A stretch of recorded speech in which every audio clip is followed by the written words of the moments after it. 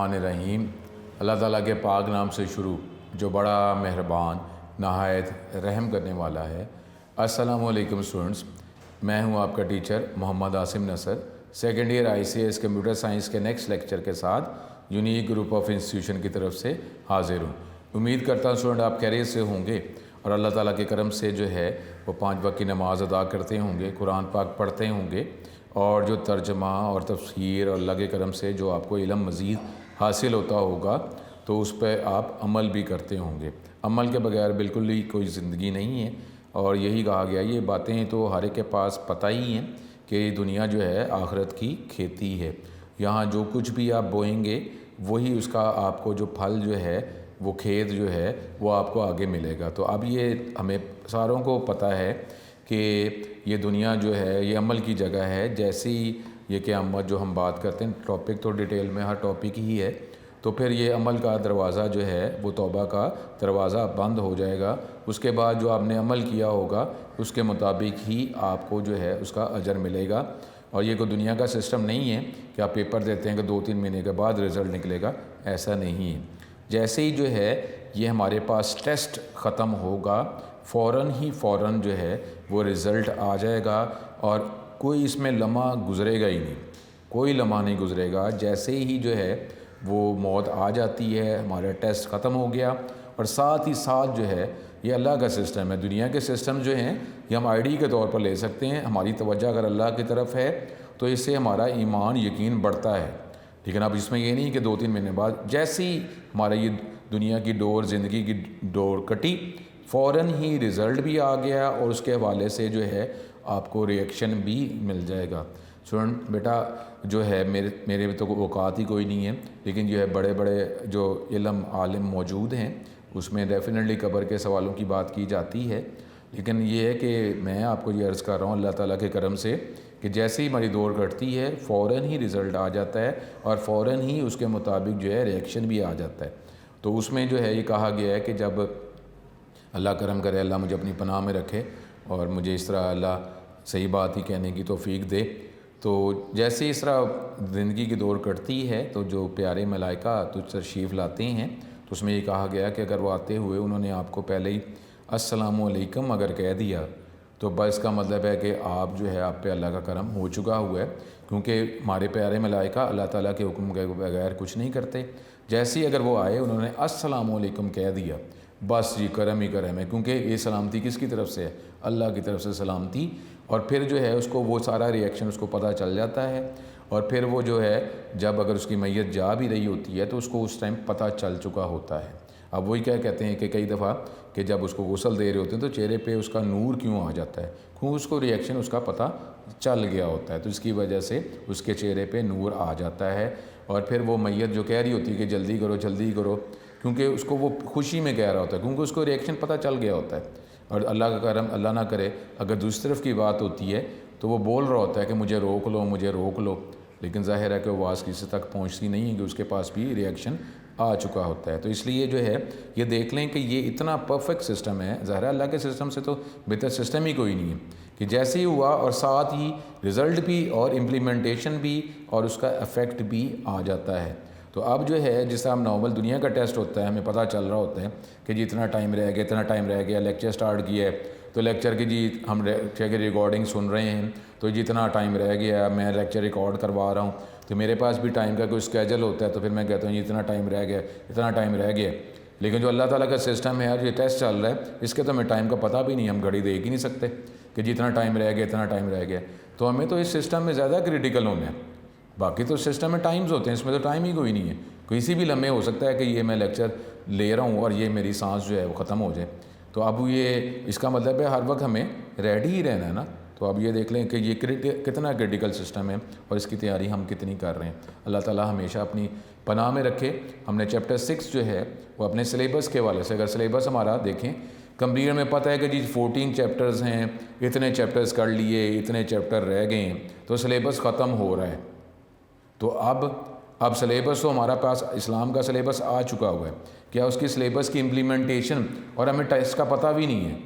तो अब कभी भी वो टेस्ट ख़त्म हो सकता है इम्प्लीमेंटेशन। तो इसका मतलब है कि सिलेबस जल्दी जल्दी कवर करने की ज़रूरत नहीं है कि यार जल्दी कवर कर लो, पता नहीं कब टाइम ख़त्म हो जाए।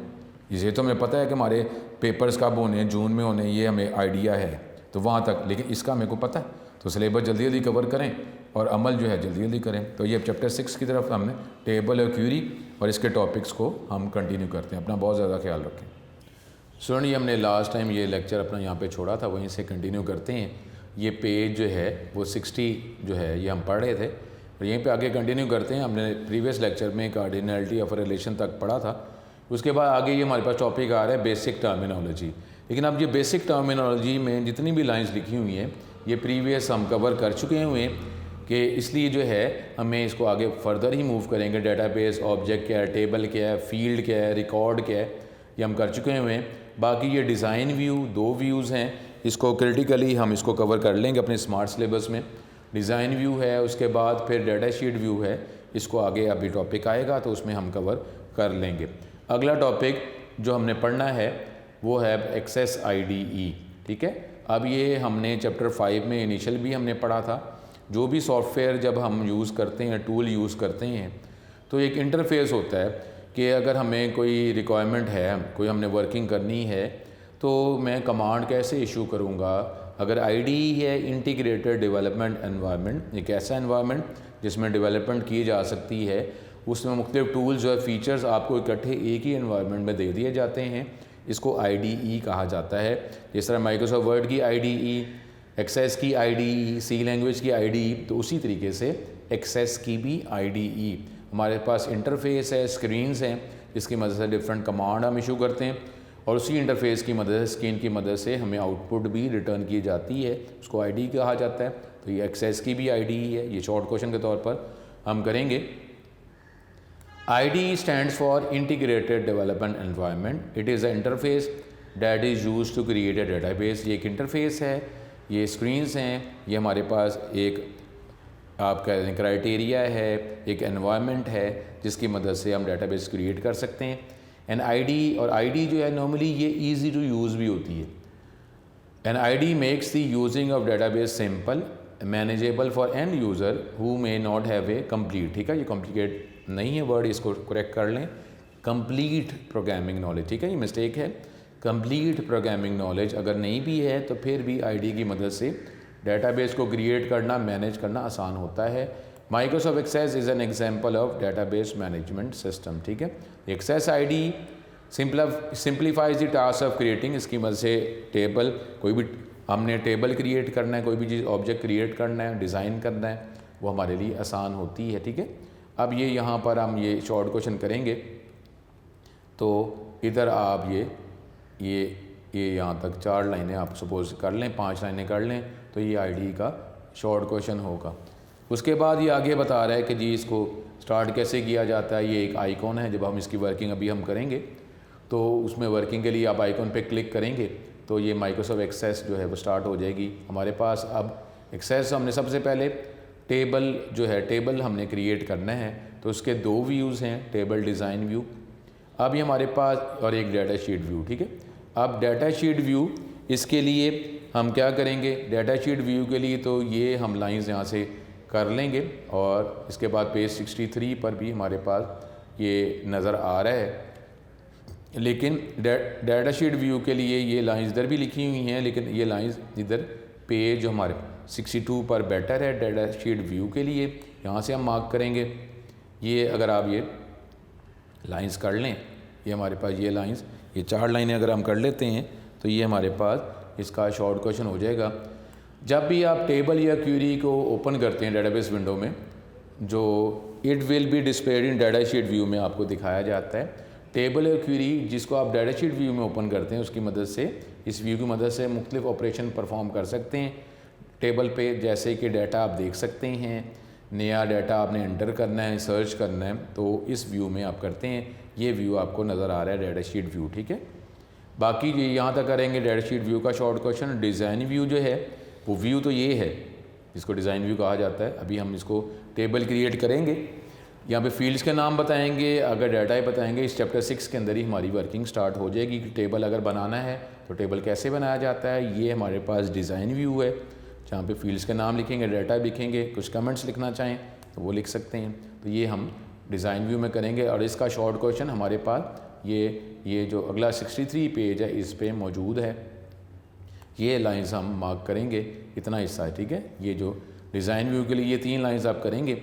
Displays the view which allow you to define fields, एक ऐसा है व्यू जिसकी मदद से टेबल के अंदर आप फील्ड्स डिफ़ाइन कर सकते हैं, उसके डाटा टाइप्स डिफ़ाइन कर सकते हैं कि किस किस्म का डाटा आप स्टोर कर सकते हैं। ज़ाहिर है ये आपकी डिज़ाइनिंग पे है कि हमने फील्ड्स कितनी बनानी है और हर फील्ड की अंदर किस किस्म का डाटा स्टोर करना है। तो डाटा टाइप और डिस्क्रिप्शन या कमेंट्स जो हैं, कमेंट्स आपको सी लैंग्वेज में पता था कि कमेंट्स जो हैं वो किसके लिए होते हैं, वो डेवलपर के लिए होते हैं। जो यूज़र जो सॉफ्टवेयर चला रहा होता है उसको कमेंट नज़र नहीं आते।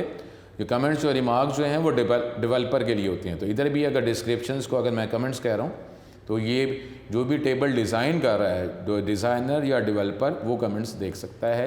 तो ये 3 लाइनें करेंगे तो हमारे पास ये डिज़ाइन व्यू का शॉर्ट क्वेश्चन हो जाएगा, ठीक है। यहाँ तक इसको टेक्स्ट बुक को करते हैं और इन टॉपिक को मज़ीद जो है नोट्स के हवाले से अब इसको पहले और परफेक्ट करते हैं, फिर हम अगले टॉपिक की तरफ जाएंगे, ठीक है। यहाँ पे अगर हम आते हैं तो इधर अब हम ये देखते हैं, अब इसका परफेक्ट करते हैं ये नोट्स के हवाले से, ठीक है। चैप्टर 6 था टेबल और क्यूरी। अब इसमें टेबल की बात जो हमने चैप्टर 5 में भी कर चुके हुए हैं, अभी नोट्स के वाले इसको कवर कर रहे हैं। Table is the most important object of database, it is the basic concept in relation database. जितना भी डाटा आप रिलेशन डेटाबेस में स्टोर करते हैं वो टेबल में ही स्टोर होता है। टेबल को रिलेशन कहा जाता है। ये फॉलोइंग एग्जांपल नज़र आ रही है जिसमें हमारे पास टेबल की एग्जांपल है, इसमें कॉलम्स हैं, स्टूडेंट आईडी, नेम और क्लास, उसके अंदर मज़ीद कुछ इमेजिनरी डमी डाटा जो है वो स्टोर किया गया है। पार्ट्स ऑफ अ टेबल के फॉलोइंग पार्ट्स होते हैं जो आपको चैप्टर 1 में 2 में आप कर चुके हैं। फील्ड और एट्रीब्यूट, रिकॉर्ड और रो। फील्ड और एट्रीब्यूट क्या है जी? A field is a combination of related characters, ठीक है, आपने चैप्टर 1 में किया। फील्ड इज़ नोन एज, इसको एट्रीब्यूट भी कहा जाता है। Attribute is a named column of a relation. Each field in a table has unique name and predefined data type. हर टेबल का एक सेपरेट नाम होता है और हर फील्ड की separate predefined data types भी होती हैं। ईच फील्ड में कंटेन सर्टेन डिफ़ॉल्ट वैल्यू भी हो सकती है कि एक ऐसी वैल्यू जैसे आप डाटा एंटर करते हैं तो उसके अंदर पहले से वैल्यू नज़र आ रही हो, उसको डिफ़ॉल्ट वैल्यू कहा जाता है। अब उसकी फील्ड्स की कुछ example, student ID, student name और स्टूडेंट मार्क्स। उसके बाद रिकॉर्ड और रो, ये भी आप चैप्टर 1 में हम ये कर चुके हुए हैं। Record is a collection of different fields, related fields. इस तरह अगर स्टूडेंट की बात करते हैं तो अगर स्टूडेंट का रिकॉर्ड एंटर करेंगे उसमें मे बी फील्ड्स क्या हो सकती हैं, स्टूडेंट का फर्स्ट नेम, लास्ट नेम, फिर स्टूडेंट का रोल नंबर, आईडी, उसके टेस्ट के मार्क्स, ये एड्रेस, ये सारी चीज़ें, इसको कॉलम्स या फील्ड्स कहा जाता है। और फील्ड्स या कॉलम्स के कम्बिनेशन को रिकॉर्ड या रो कहा जाता है। Record is also called tuple, कोई इसको टपल प्रोनाउंस करता है, कोई इसको tuple in relation database. Record को रो भी कहा जाता है। हमारे पास जो अबव हमने डायग्राम जो देखी थी, इन्फॉर्मेशन जो है हर स्टूडेंट की एक सेपरेट रो में आपको दिखाई जा रही है। फिर अब ये देख लें कि ये हमारे पास ये बोर्ड का भी क्वेश्चन है कि जी कैरेक्टरिस्टिक्स ऑफ अ टेबल और रिलेशन। मैंने पहले ही कहा था कि इसका ताल्लुक जो है चैप्टर 2 के साथ भी है जिसमें हमने पढ़ा था प्रॉपर्टीज़ ऑफ रिलेशन। अब जो टेबल या रिलेशन उसकी क्या खूबियाँ, कैरेक्टरिस्टिक्स होते हैं। टेबल इज़ परसीव्ड, उसको हम गेट कर सकते हैं as a 2 dimensional structure compose of rows and columns. 2 dimension आपको पता है, इसकी 2 डायमेंशंस हैं, एक रोज़ और एक कॉलम्स। तो ये चैप्टर 14 में जो टॉपिक स्मार्ट सिलेबस के वाले से स्किप हो गया, जिसको आप अरे कहते हैं, वो टॉपिक स्किप हो गया। उसको भी अरे 2 डायमेंशन, सिंगल डायमेंशन अरे। 2 डायमेंशन का मतलब है कि 2 वैल्यूज़ आप प्रोवाइड करेंगे, एक कॉलम्स और रोज़। तो जिसको आप मैट्रिक्स सपोज अगर आप कहते हैं, टेबल रोज़ और कॉलम का कम्बिनेशन है, ये इसकी खूबी। फिर ईच टेबल रो, जिसको टपल भी कहा जाता है, रिप्रेजेंट ए सिंगल इंस्टेंस, इसको इंस्टेंस भी कहा जाता है। रो, रिकॉर्ड, टपल या इंस्टेंस। उसके बाद है each column represents an attribute. हर कॉलम जो है किसी एक कैरेक्टरिस्टिक को रिप्रेजेंट करता है of the topic of relation और table. Each column represents an attribute and each column has a different name. Each row या column intersection represents a data value. Row और कॉलम के इंटरसेक्शन से हमें जो पॉइंट मिलता है, जिसको सेल कहा जाता है, वो एक डाटा वैल्यू को रिप्रेजेंट करता है। Each table must have an attribute. Her table के अंदर एक एट्रीब्यूट या कॉलम या कम्बिनेशन ऑफ एट्रीब्यूट्स या कॉलम लाजमी होते हैं जिसकी मदद से हम हर रो को, रिकॉर्ड को यूनिकली आइडेंटिफाई कर सकते हैं। क्योंकि अब जो है हमारे पास डाटा जो है वो तो ह्यूज अमाउंट ऑफ डाटा जो है हम इस पूरी दुनिया में, सिस्टम में, इंटरनेट पे हम देख रहे होते हैं। लेकिन हमारी कोशिश क्या होती है कि जो हमें डाटा रिक्वायर है रिटर्न में वही डाटा मिले, बल्क ऑफ डाटा ना मिले। जिस तरह आप गूगल सर्च करते हैं, गूगल सर्च में आप टॉपिक को लिखते हैं तो आपको इतनी ज़्यादा लिस्ट्स और फिर वो वेबसाइट्स के लिंक्स आपको प्रोवाइड करता है। इतनी ज़्यादा लिस्ट का हमें फ़ायदा होता क्या है? हमें तो सिर्फ इतना है कि जो डाटा हमें रिक्वायर है हमें वो डाटा रिटर्न कर दिया जाए। इतनी ज़्यादा लिस्ट जो लिंक्स जो हैं, कभी आपने देखे हैं कि आप जो है 50th लिंक पे गए हों या 100th लिंक पे गए हों? हम तो स्टार्ट के पेज उसके किसी न किसी लिंक पे क्लिक कर देते हैं।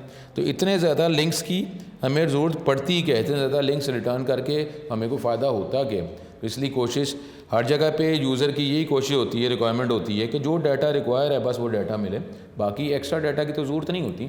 तो यहाँ पे भी इसी वजह से जब रिकॉर्ड्स हैं तो इसमें भी कोशिश की जाती है, यही रिक्वायरमेंट होती है कि जो डाटा, जो रिकॉर्ड मुझे रिक्वायर है वही रिकॉर्ड रिटर्न किया जाए। ज़्यादा रिकॉर्ड से है उसका तो मुझे कोई फ़ायदा नहीं है। Each table must have an attribute और combination of attribute that uniquely identify each row. All value in a column must confirm to the same data format. अब एक कॉलम के अंदर जितनी भी वैल्यूज़ हैं वो जो भी डाटा टाइप है या डाटा फॉर्मेट उसको ही फॉलो करता है। यानी अगर आप जितने भी कॉलम के अंदर जितनी वैल्यूज़ आप एंटायर कॉलम में लिखते जाएंगे तो अगर न्यूमेरिक है कॉलम तो सारे उस कॉलम के अंदर सारी वैल्यूज़ जो हैं न्यूमेरिक ही होंगी। ठीक है, ये डिफरेंट डाटा टाइप्स का टॉपिक है जो इस चैप्टर में है, वो हम देखेंगे। Each column has specific range of values known as the domain of the attribute. हर कॉलम के अंदर कोई रेंज ऑफ वैल्यूज़ ही उसमें स्टोर की जाती हैं या रिटर्न की जाती हैं। The order of rows and columns is immaterial to the DBMS। अब जिस सीक्वेंस में रिकॉर्ड आपने एंटर किए हैं ये ज़रूरी थोड़ी कि उसी सीक्वेंस में रिकॉर्ड जो है वो आप देखना चाहें, किसी भी सीक्वेंस में रिकॉर्ड देख सकते हैं। इसी तरीके से जिस सीक्वेंस में कॉलम्स आपने स्पेसिफाई किए हैं तो ये ज़रूरी तो नहीं है कि जी जिस सीक्वेंस में कॉलम्स आपने स्पेसिफाई किए हैं आप उसी सीक्वेंस में कॉलम्स देखना चाहें, किसी भी सीक्वेंस में कॉलम्स आप देख सकते हैं। तो ये इसकी करैक्टरिस्टिक है टेबल या रिलेशन की कि ऑर्डर ऐसा हमारे लिए कोई फिक्स नहीं है, किसी भी सीक्वेंस में रोज या कॉलम्स को आप देख सकते हैं। Periodicity and cardinality of a relation. Number of fields or attribute in a relation is called the degree of a relation. एक रिलेशन में डिग्री किसे कहा जाता है कि उस रिलेशन की फील्ड्स या एट्रीब्यूट्स हैं कितने। तो जितनी फील्ड्स या एट्रीब्यूट्स रिलेशन की होंगे वही उस रिलेशन की डिग्री होगी। The degree of a relation is usually not changed once the table has been created. Normally जब टेबल को क्रिएट कर दिया जाता है तो यूजुअली जो है इसकी डिग्री चेंज नहीं होती। ज़ाहिर है ये तो बेटर डिज़ाइनिंग नहीं है कि आपने कॉलम्स बना लिए, एट्रीब्यूट्स बना लिए, तो बाद में आपको याद आया कि दो कॉलम मैंने एट्रीब्यूट्स कोई मिस हो गए हैं तो वो ऐड करूँगा, तो ज़ाहिर है ये बेटर डिज़ाइनिंग नहीं होगी। तो नॉर्मली जो है रिलेशन की डिग्री चेंज नहीं होती।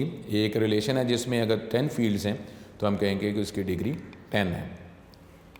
फिर हमारे पास है कार्डिनैलिटी ऑफ ए रिलेशन। एक रिलेशन के अंदर जितने रिकॉर्ड्स या टपल्स होते हैं वो उस रिलेशन की कार्डिनैलिटी होती है। The cardinality of a relation changes. Definitely cardinality जो है रिलेशन की वो तो चेंज होती ही रहती है, क्योंकि ये तो फिक्स ही नहीं है कि जितने रिकॉर्ड आपने एंटर कर दिए उतने ही रहेंगे। ज़ाहिर है रिकॉर्ड आपको सिस्टम जब वर्क करता रहेगा तो उसके अंदर रिकॉर्ड जो हैं वो तो आपको ऐड करने पड़ेंगे, कभी रिकॉर्ड को डिलीट करना पड़ेगा, कभी उसको मॉडिफाई करना पड़ेगा उसके डाटा को।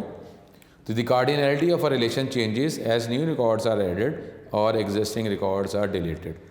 ये रिलेशन जिसमें अगर 100 रिकॉर्ड्स हैं तो हम कहेंगे कि उसकी कार्डिनैलिटी कितनी है, 100 उसकी कार्डिनैलिटी है। ठीक है, तो ये हमारे पास 2 शॉर्ट क्वेश्चंस हैं। उसके बाद डिफरेंट टेबल व्यूज़, जो टेबल के व्यूज़ जो हैं जो ऐसा एक्सेस में अवेलेबल हैं, ये बस अभी हमने इसको टेबल को हम डिज़ाइन करेंगे। डिज़ाइन व्यू, ये हमारे पास वो व्यू है जिसकी मदद से design view allow you to create और चेंज द टेबल फॉर्म और अदर डेटाबेस ऑब्जेक्ट। ये एक व्यू है डिज़ाइन व्यू जिसकी मदद से, डेफिनेट डिज़ाइन का मतलब क्या है, आप कोई चीज़ क्रिएट कर रहे हैं ना, डिज़ाइन कर रहे हैं, तो डिज़ाइन व्यू जो है उसमें ही कोई ऑब्जेक्ट जो है टेबल फॉर्म या कोई भी ऑब्जेक्ट डेटाबेस ऑब्जेक्ट आप उसको क्रिएट कर सकते हैं या उसको में कोई चेंजेस रिक्वायर वो कर सकते हैं। फील्ड जो हैं वो आप ऐड कर सकते हैं, डिलीट कर सकते हैं, या उसके कोई नाम अगर चेंज करना है कॉन्फ़िगर कर सकते हैं। It is use to specify name.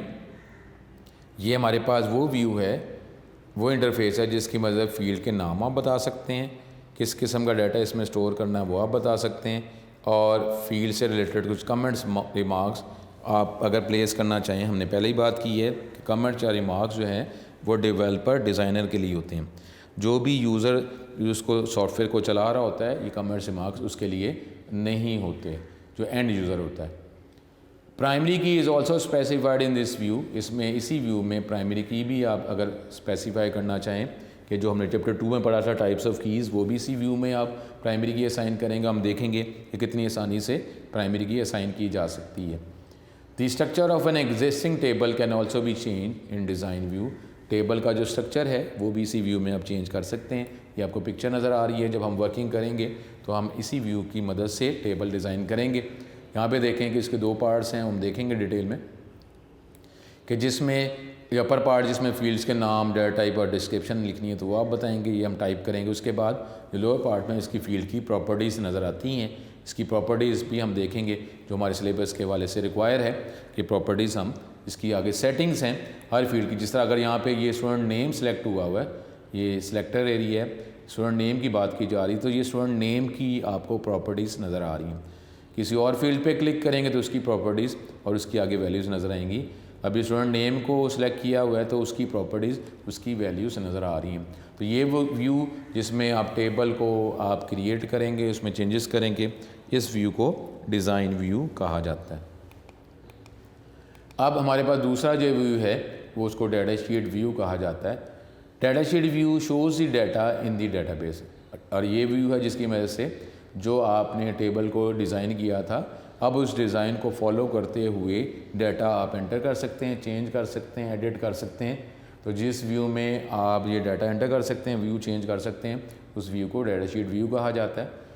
Data sheet view shows the data in the database. It also allows you to enter and edit data. और इसकी मदद से आप डाटा एंटर भी कर सकते हैं, इसी व्यू की मदद से उसको चेंज भी कर सकते हैं। It does not let you change the format of the database. Format नहीं चेंज कर सकते, यानी अगर आप फील्ड को ऐड करना चाहें तो आप इसमें ऐड कर लें, या फील्ड का नाम या उसकी डाटा टाइप चेंज करना चाहें वो इस व्यू में चेंज नहीं कर सकते, वो डिज़ाइन व्यू में ही चेंज करेंगे। It does not let you change the format of the database other than minor changes. आप कॉलम वेट चेंज करना ठीक है वो आप कर सकते हैं, लेकिन ये भी हमारे पास जो कॉलम की जो आपने डिज़ाइन व्यू में जो सेटिंग की हुई है वो एज इट इज़ ही रहेगी। ये सिर्फ इस व्यू के हवाले से इसकी वेट चेंज होगी, ओरिजिनली चेंज नहीं होगी। The table in this view is displayed in rows and columns. Name of each field displayed at the top of the column. अब ये देख लें कि हमने सपोज अगर ये पिछला व्यू था उसमें स्टूडेंट आईडी, हम टेबल डिज़ाइन कर रहे थे, हमने कॉलम्स के नाम रखे, फील्ड्स के नाम रखे।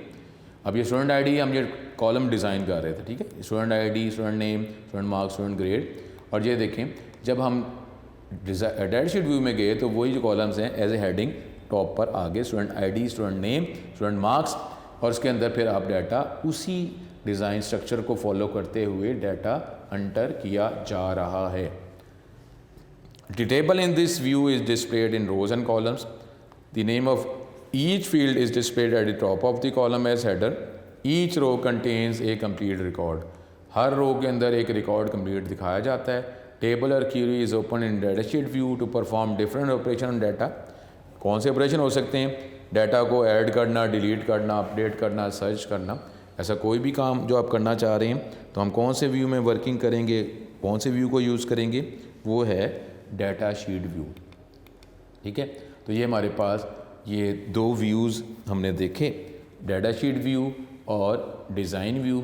जब भी अब हमने आगे जो हमारे पास जो टॉपिक है उसमें हमने क्या करना है कि अब हमने को टेबल जो है वो पहले इसकी हम कुछ थ्योरी देखेंगे कि टेबल जो है वो कैसे क्रिएट किया जाता है, उसके स्टेप्स क्या हैं। तो उसके बाद जो है फिर हम टेबल जो है वो एक्चुअली फिर उसको क्रिएट करेंगे। ठीक है, पहले हमारे पास कुछ स्टेप्स हैं, उस स्टेप्स को फॉलो करते हुए फिर हम टेबल जो है वो क्रिएट करेंगे। ठीक है, अब यहाँ तक हमारे पास ये टॉपिक था। इसको अगर हम आगे अब टेक्स्ट बुक पे चलते हैं तो ये अब ये अगला टॉपिक हमारे पास आ रहा है, वो है टेबल क्रिएशन। टेबल क्रिएट जब करते हैं तो हमारे पास कौन से 3 तरीके हैं। ये टॉपिक जो है ये बोर्ड में आया भी हुआ है, तो इसको कवर भी करना है कि जब हम टेबल क्रिएट करते हैं तो टेबल क्रिएट करते हुए यहाँ पे ये डेटाबेस का लफ्ज़ लिखा हुआ है, इसकी बजाय बेटर टेबल भी आप कर सकते हैं कि टेबल को क्रिएट करने के हमारे पास 3 तरीके हैं। क्रिएटिंग टेबल इन design view bye visit bye entering data, ठीक है। अब उसमें जो है जो नया वर्जन है उसमें 2 स्टेप्स रह गए हैं। तो अब ये टेबल क्रिएट करते हुए हमारे पास कौन से तरीके हैं, किसी भी तरीके से टेबल क्रिएट किया जा सकता है, वो ये मैंने आपको जस्ट ओवरव्यू दिया है। इसी टॉपिक को फिर हम नेक्स्ट लेक्चर में पहले इसके स्टेप्स देखेंगे कि टेबल को क्रिएट करने के कौन से तरीके हैं, मेथड्स हैं जो हमारे सिलेबस में MS एक्सेस का कौन सा वर्जन शामिल है, 2000 और 2003 हमारे सिलेबस में शामिल है। बाकी अगर आप अपने कंप्यूटर की बात करें तो उसमें आपने वर्जन इंस्टॉल किया होगा 2019, 2020, ये तो आप बोर्ड की तरफ से ही जो हमारा सिलेबस है। तो लेकिन आप उसमें वर्किंग जो है, क्योंकि ये डेटाबेस जो है ये आपके प्रैक्टिकल में पहले भी नहीं आता था, आप तो स्मार्ट सिलेबस के वाले से तो प्रैक्टिकल होने ही नहीं है। अगर होते भी तो ये जो हम टॉपिक जो कर रहे हैं ये हमारे प्रैक्टिकल में शामिल ही नहीं है, तो अब तो प्रैक्टिकल होना ही नहीं है। तो इसकी वजह से अब इसकी वर्किंग जो है अगर हम नए वर्जन में भी कर लेते हैं, क्योंकि स्मार्ट सिलेबस में भी कोशिश की गई है कि जो पुराना वर्जन के जो प्रॉब्लम्स हैं, कि जो उसी वर्जन में आपको वो इफ़ेक्ट्स मिलते हैं, वही टॉपिक स्मार्ट सिलेबस में डेटाबेस में स्किप कर दिए गए हैं।